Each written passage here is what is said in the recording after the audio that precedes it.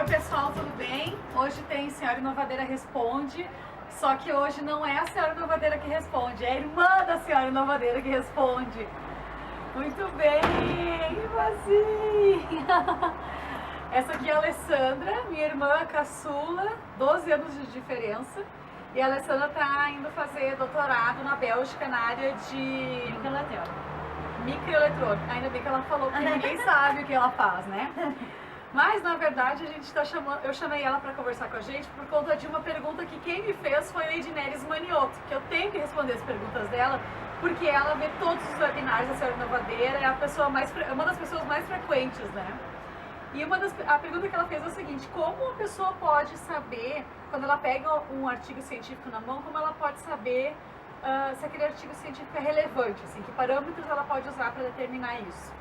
Então, isso a gente seguido tem esse problema que tu começa a entrar numa área que tu não conhece muito sobre a questão acadêmica dessa área, de onde tu parte. Tu normalmente vai partir, existem alguns tipos de artigos, existem os artigos que são as pesquisas, os resultados científicos ao último grito da ciência, Pra usar uma coisa assim, de tu não tinha nem nascido quando se falava essa gíria, né? E os artigos que são as revisões literárias. Então, tipicamente, se começa a estudar um assunto por uma revisão literária. Hoje em dia a gente tem uma ferramenta que é excelente, antigamente não era tão boa, que é o Google Scholar. E pesquisando no Google Scholar a gente consegue filtrar por relevância do artigo, por autores, por anos, isso eu vou falar um pouco mais em seguida. Mas daí, buscando pelo título, no caso eu estudo bastante inglês, daí eu sempre procuro uma review, né? Eu boto o tema que eu quero trabalhar e review. E daí lá vai ter algumas reviews, tu de forma geral vai procurar a review mais nova e com mais citações. E daí aí a gente vê em outros parâmetros importantes, que é para encontrar artigos científicos muito bons, que é a gente tipicamente vai querer ler os artigos mais citados, ou seja, eles são os mais relevantes daquela área, os com mais impacto.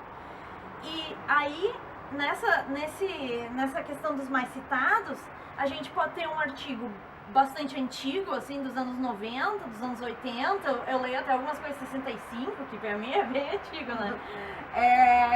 Que eles são, assim, o que criam o terreno para são os fundamentos daquele assunto.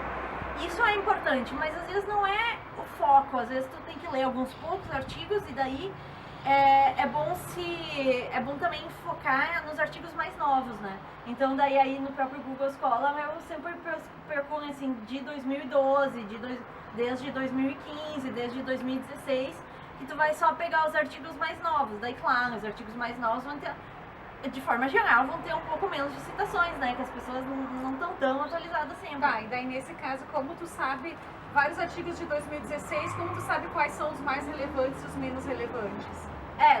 Daí entra no quão isso se encaixa no que tu tá estudando.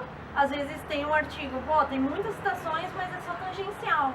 E tem um que é exatamente o que tu quer saber, daí vai pelo título que eu procuro, né? E também pelos autores. Então, por exemplo, tem alguns professores da minha área que são especialmente relevantes para certos assuntos. Então a gente olha pelos autores, daí como eu estava falando, o primeiro autor é quem fez o trabalho, provavelmente é um aluno de doutorado, de mestrado, que é quem botou a mão na massa, e o último autor é o orientador dele. Então, assim, esse último autor é, de forma geral, o que vai ser a referência desse assunto. Então, se tu sabe que essa pessoa é muito boa nessa área, tu sabe que de forma geral os artigos que ele é o último autor vão ser importantes nessa área também. Tá, daí tem um jeito também de saber, digamos que seja um campo que a gente não conhece bem, né? Vamos dizer que tem muitos engenheiros de alimentos, pessoas da área técnica de alimentos que não conhecem muita parte de nutrição, mas precisam para alguma coisa. Eu acho até o caso da Edneres. Vamos dizer que você precisa entender alguma coisa de nutrição e você não conhece muito bem essa área, não sabe quem são as pessoas de referência. Como você descobriria que aquele autor é referência no assunto X. Bom, daí a gente volta para a questão das revisões literárias, que são artigos mais extensos, de forma geral. Na minha área são artigos de 30 páginas, isso eu vou comentar um pouco em seguida. E daí essas revisões, elas vão começar assim, essa área começou com esse assunto, e daí essas outras pessoas publicaram esses outros artigos, e isso foi evoluindo de forma geral, é uma análise histórica, e daí depois eles falam dos avanços mais recentes. E daí justamente aí nessas revisões que a gente olha na lista de referências, ou nas partes importantes do texto, tu olha as referências, e aí tu vai ver quem é que mais publica nessa área, e aí tu pode ir seguindo os outros artigos desses outros autores e encontrar justamente os autores mais importantes. E daí, nessa questão da quantidade de páginas, logo que tu começa a entrar numa área nova, né, que tu nunca leu nada, é importante ler o artigo do início ao fim. Assim, porque a introdução sempre vai te dar uma noção muito boa a introdução, de forma geral, uma pessoa leiga consegue ler e entender do que se trata, né? E daí depois, nas próximas partes do artigo, que começa a ficar mais denso, né, em termos de informação, mais objetivo e tudo mais. Mas aí depois, quando a pessoa começa a ter um pouco mais de domínio da área de pesquisa, daí é bem comum, assim, pular a introdução, ler o abstract, conclusão, para rapidamente perceber se aquele artigo se encaixa no que tu tá procurando ou não, né? Ou se tu tem que procurar um outro artigo. Tá. E daí, assim, ó, só pra gente fechar esse assunto, não sei se tu tem alguma outra coisa pra falar, eu ia te perguntar, digamos que você tá querendo, como eu falei, usando esse exemplo de entender alguma coisa de nutrição, quando tu vai procurar um artigo, um assunto novo, de um tema que tu não conhece, que tu precisa te aprofundar, tu iria num livro ou tu iria num artigo científico? Qual que é a diferença? Bom, de forma geral, os livros, eles vão demorar muito para chegar ao ponto. Eu pessoalmente sou uma pessoa razoavelmente ansiosa, né? Então eu acho mais simples, porque eu já tenho um certo domínio também dessas ferramentas de busca de artigo e direto nos artigos. Então o que acontece, assim, se eu não sei nada de nutrição, por exemplo, primeiro eu ia ir na Wikipédia, para ter uma noção do que eu tô falando. E daí depois eu ia ver uma review, ler alguma coisa, ao menos na Wikipédia, ao menos tu pega as palavras-chave do tema, né, do assunto. E daí depois tu vai no Scholar, procura a review daquele assunto com aquelas palavras-chave, e daí a review vai te pegar pela mão e te explicar todas as pessoas importantes, os artigos importantes que foram publicados ali. E é isso que eu faria. Tá. Mas eu prefiro...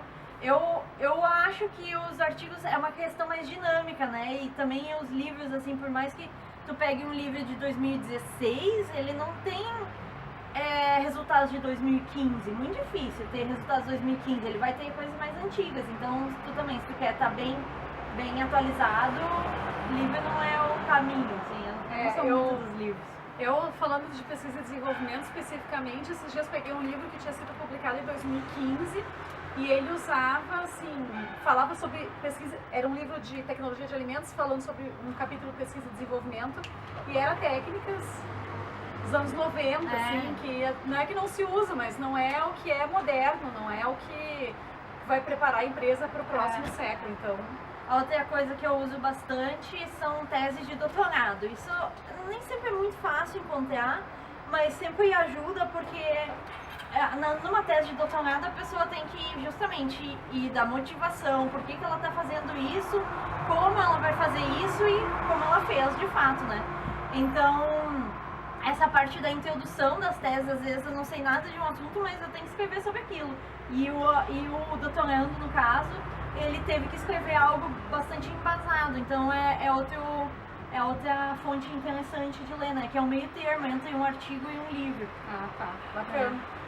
Beleza, gente, eu espero que isso tenha respondido aí a pergunta. Ednério, espero que tenha respondido a tua pergunta. Eu tava devendo esse vídeo para Ednério, já falei para ela que eu ia fazer. Alessandra, obrigada por ter respondido, querida, amada minha irmã. Boa viagem, tá indo no final desse mês para Bélgica fazer doutorado. E eu queria comentar com vocês que segunda-feira vai ter um webinar comigo falando sobre como colocar o consumidor no centro do desenvolvimento de produtos, como incluir consumidor nas tuas decisões e nas tuas tarefas e nas tuas ações de pesquisa e desenvolvimento. Quem quiser participar desse webinar é online, gratuito, ao vivo. É só se inscrever no link que eu vou deixar aqui na descrição do vídeo, tá bom? Beijo, não se esqueçam de curtir esse vídeo, de compartilhar e também de se inscrever no canal. Bacana? Tchau! Tchau.